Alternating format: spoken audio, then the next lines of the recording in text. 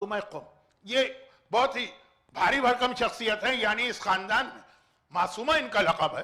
اس خاندان کے اندر معصومہ قم کی ایک خصوصی اہمیت ہے. اسی لیے جتنے بھی اہل بیت کی خواتین، اب شہزادی کونین پر تو ظلم ہوا جنت البقیع میں جو بھی ہے، جتنی خواتین سب سے شاندار روزہ معصومہ قم کا، ان کی ولادت اور شہادت کے بارے میں کوئی روایت موجود نہیں، بلکہ ہمارے بڑے بڑے مراجع نے چیلنج کیا کہ کوئی دکھا تو دے کہ ان کی ولادت کی تاریخ کیا یا شہادت کی، ہم اس کو انعام دیں گے. لیکن آپ دیکھیں گے کہ ہمارے کیلنڈر کے اندر بہت اہم ڈیٹ بن کے آ گئی ہے.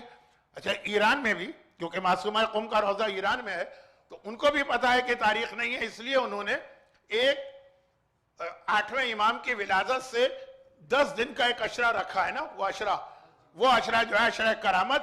تو انہوں نے کہا پہلی تاریخ معصومہ قم کی رکھتے ہیں کیونکہ 11 ذی القعدہ تو 8ویں امام کی طے شدہ ہے.